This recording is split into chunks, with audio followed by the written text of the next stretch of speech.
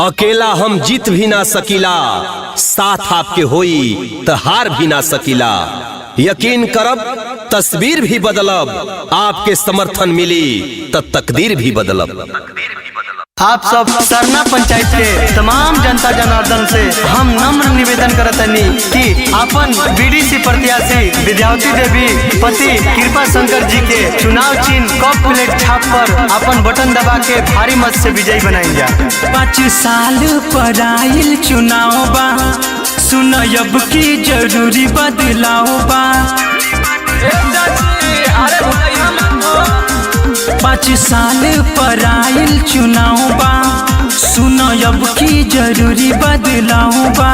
सुन चाचा या चाची न भूलई हो, तू अपना विद्यावती देवी के चाचा बीडीसी बनई हो। तू अपना कृपा शंकर जी के एकाकी बीडीसी बनई हो। विद्यावती देवी जिंदाबाद जिंदाबाद जिंदाबाद, शंकर सिंह जिंदाबाद जिंदाबाद जिंदाबाद, सरना पंचायत जिंदाबाद जिंदाबाद जिंदाबाद। हमारी बीडीसी कैसी हो, विद्यावती देवी जैसी हो। कप प्लेट छाप जिंदाबाद जिंदाबाद जिंदाबाद।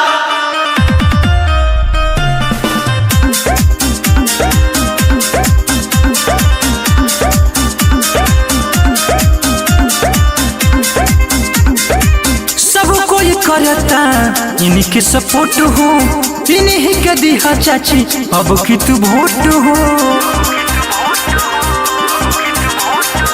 सब कोई करता इनके सपोर्ट हो, इन्हीं के दिया चाची अब की तू वोट हो।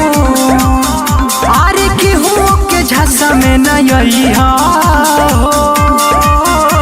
तू अपना विद्यावती देवी के चाचा बीडीसी बनई हो।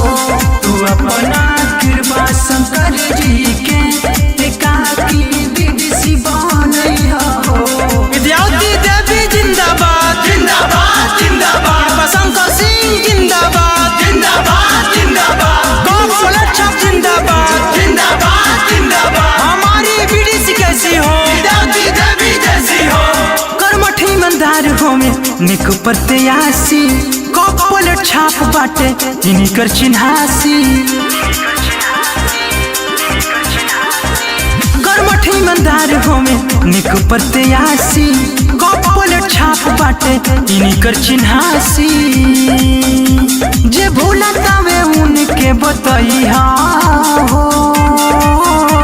तू अपना विद्यावती देवी के चाचा बीडीसी बनई हो।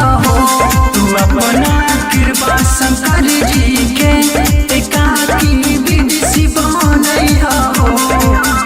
5 साल पर आइल चुनाव बा, सुन अब की जरूरी बदलाव बा। सुन चाचा या चाची न भूलई हो, तू अपना विद्यावती देवी के चाचा बीडीसी बनई हो।